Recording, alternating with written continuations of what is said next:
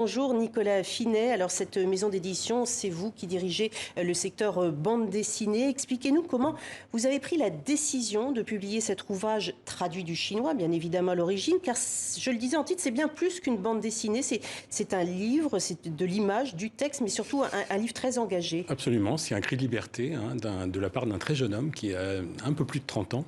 J'ai découvert son travail l'année dernière dans le cadre d'une exposition que je préparais pour un festival de bande dessinée à Lyon. Et j'ai été complètement bluffé d'abord par la qualité graphique de son travail et puis par la maturité de son discours. Ça fait assez longtemps que je côtoie le monde chinois, que je connais un petit peu.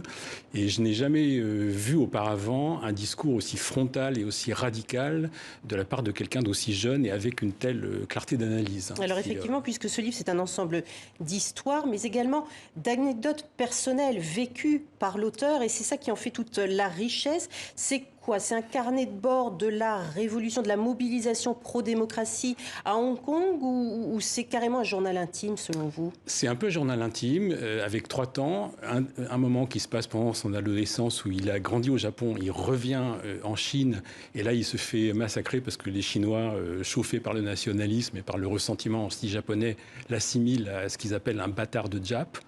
Il est traumatisé par ça. Ensuite il va à Hong Kong, il regarde ce qui se passe à Hong Kong, qui pour lui est un paradis, puisque c'est dans le monde chinois un endroit où la liberté règne à ce moment-là.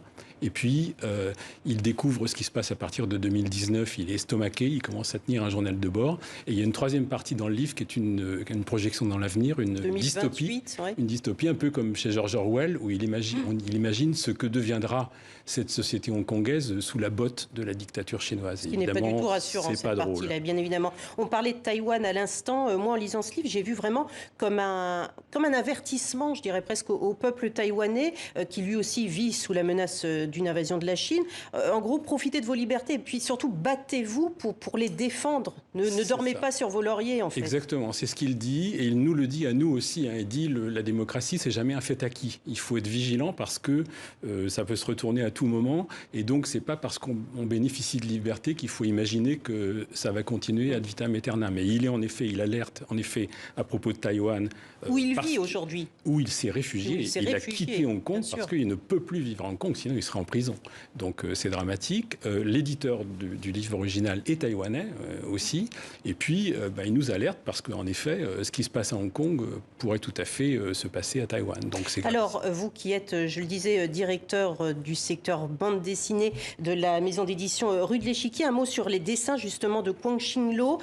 On y retrouve pas mal de mangas, notamment dans les visages, les bouches, moi ça m'a beaucoup frappé, mais également une narration presque proche de notre bande dessinée. Absolument. Il est tout à fait au carrefour là-haut de ces deux mondes. Il a grandi dans le monde japonais, donc il maîtrise les codes du manga, mais il a compris aussi qu'ailleurs dans le monde, il n'y a pas que le manga. Il a regardé, ça le passionne. C'est un graphiste tout à fait virtuose. Vraiment, il a un talent autodidacte fou. ou il est sorti d'une école? Oui, il est autodidacte. Alors il s'est formé, il a eu un complément de formation lorsqu'il est arrivé à Hong Kong.